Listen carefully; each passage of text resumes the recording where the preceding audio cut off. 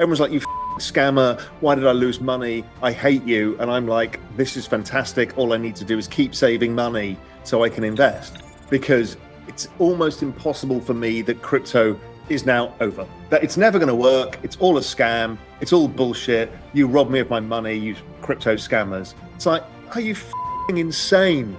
It's the coordination layer for the internet. It's not about that stupid, shitty coin that you bought. It's about how do you organize the agents to make payments in a digital age at the speed that they require, at the proof of identity that they require, at the privacy that they require. All of these things require crypto rails. Crypto investors have been through another brutal stretch of volatility.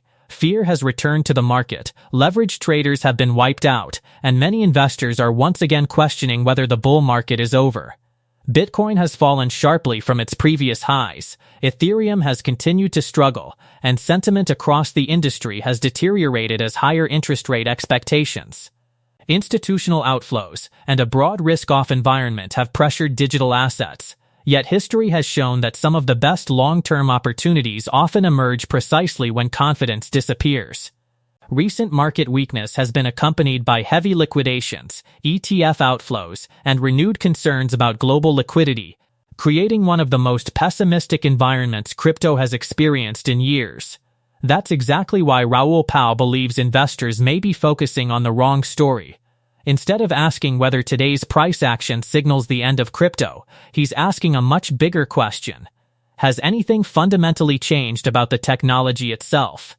As one of the world's best-known macro investors, Pal argues that while prices can swing wildly over the short term, the long-term investment thesis continues to strengthen.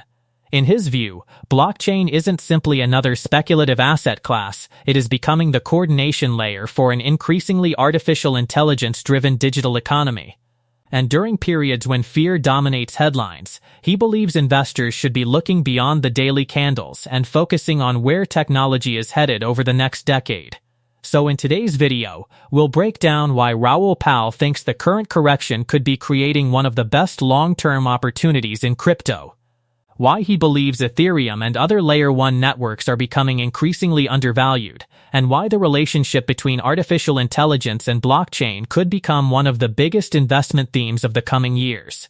Before we jump in, if you enjoy in-depth macro and crypto analysis without the hype, make sure you hit the like button, subscribe to the channel, and turn on post notifications so you never miss our latest videos. Buy $10,000 of Bitcoin on a regular exchange. It grows to $60,000. That $50,000 profit? You could owe $10,000 or more in capital gains tax. Now do the same trade inside a Roth IRA with iTrustCapital. That growth? Tax-free. You keep the full $50,000. Same crypto. Completely different outcome. iTrustCapital lets you hold crypto in a self-directed IRA, trade 24/7, and secure your assets with institutional-grade custody. You can also hold gold, silver, and stake certain assets. Real U.S. customer support. $100 bonus when you fund through the link below. In crypto, structure beats timing. Every time. Now, let's hear what Raoul Pal has to say. So here is the chart. I've got a log. I love log regression channels. They give me an idea of how overbought, how oversold things are in a secular trend. Right? We know AI is in a secular trend. And it has been one of the great trades to own the semis. I'm just writing Global Macro Investor over this weekend and Real Vision Pro. And one of the things we've been doing is taking some money off some of these bets. Took some money off Rocket Labs, took some money off semis. But when I look at this, semis are now 3.8 standard deviations overbought versus their log trend since 2008. So this is like la land now in terms of overboughtness. Doesn't mean that they stop. Do they go down? They will definitely not be the leaders of the next phase. That's where I'm getting to on this. And so I start looking at these log channels, and then you get to the opposite end of the sphere, and we haven't got the log channel on ETH here, but just ETH itself is, I love DeMark indicators. Tom DeMark, great friend of mine, best technical indicators I've ever used, the depth and nuance of what they have. And you can get it on TradingView. I don't know, it's like $250. It's nothing for what you get is stupid. So you find the DMARC 913 on TradingView, but where we are is a monthly 8 and a monthly 12 in this is Ethereum, but they're all the same. 9s and 13s are the full reversal pattern. So we're at the bottom of the wedge of this consolidation pattern. If you remember, gold did something very similar and then it exploded out of the range. And then when we look at SUI, which I know a bunch of you are in as well, the log channel is we've already hit the 9 count. We won't go to the 13 count. We are 1.8 standard deviations oversold. So I like this. I like this versus that. Let's have a look at gold out of interest. So gold really did overshoot. It overshot to, I don't know, 3 and a bit standard deviations overbought. So kind of feels like semis did. But if you remember this whole period, there was a 14-year periods of sideways or a 4 or 5 years period of sideways. This looks a lot kind of like ETH now. So that's kind of how I think about things. Technology keeps moving, but let's change to something else now. So on Real Vision, I've built dashboards because now we're all AI superpowers and we can do everything. So I can just build shit all day. And I'm the least technical person in the world. So what I've managed to build on Real Vision is one of the things is the GMI compounding machine. And this is really useful for you to understand how to invest in secular long-term trends. This is how I think of the world. I've made more money from long-term trends than anything else. I ignore the noise. And I was like, how the do you ignore the noise? Can't you see that it's gone down this much?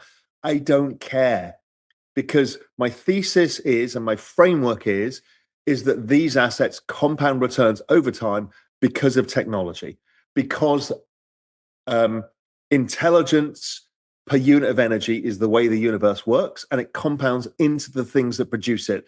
Layer ones produce massive amounts of intelligence, the coordination layer of the internet, the agentic layer of the internet, the value layer of the internet. They're just undervalued because of liquidity. And I'll come on to liquidity in a bit. One of the central ideas behind Raoul Pal's investment philosophy is that markets move in cycles, but technology compounds over decades.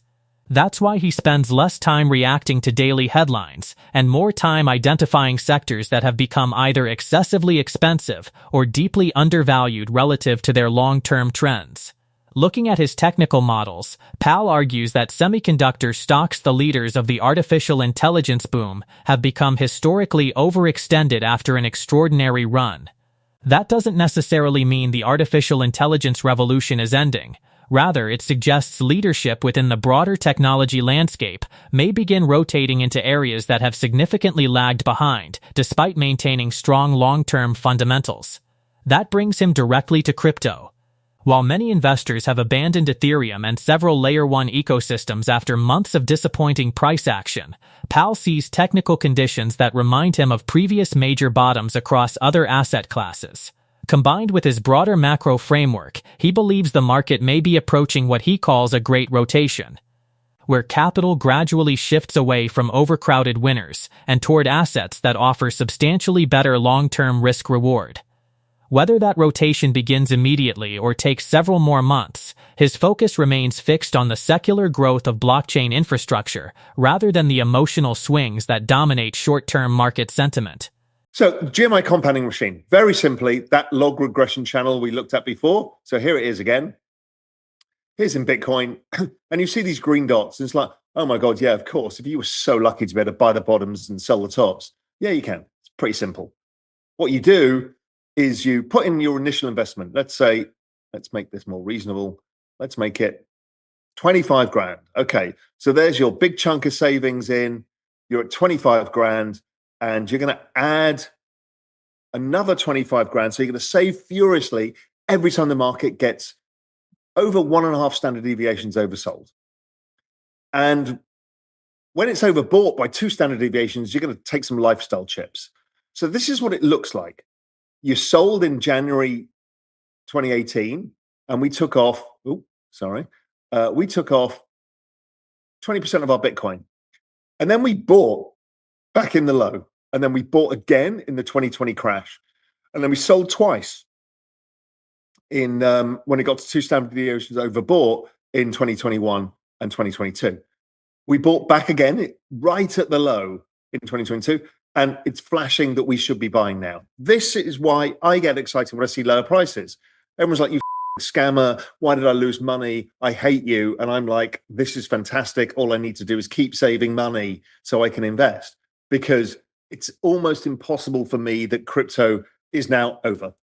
That it's never going to work. It's all a scam. It's all bullshit. You robbed me of my money, you crypto scammers. It's like, are you insane? It's the coordination layer for the internet. It's not about that stupid, shitty coin that you bought. It's about how do you organize the agents to make payments in a digital age at the speed that they require, at the proof of identity that they require, at the privacy that they require. All of these things require crypto rails. Blockchain technology is a profoundly important technology, and AI and blockchain are married at the hip. And people think, oh, we're just saying that now just to try and give crypto a bid. It's like, I don't care. Just wait and see. It's obvious. Obvious for any of you who use AI, any of you using agents, or anybody who's involved in crypto. These layer ones, the programmable smart contract layer, is incredibly important to all of what is to come. So I look at this. Has that trend changed? No. Is the opportunity there? Yes. It's flashing. And then we've got those DMARC 9s. So I look at that and I'm like, amazing, amazing. We're back to basically the same levels we've done like 3 or 4 times before, but now we're so oversold that the opportunity set means that the risk reward on an adjusted basis going forwards is extremely high.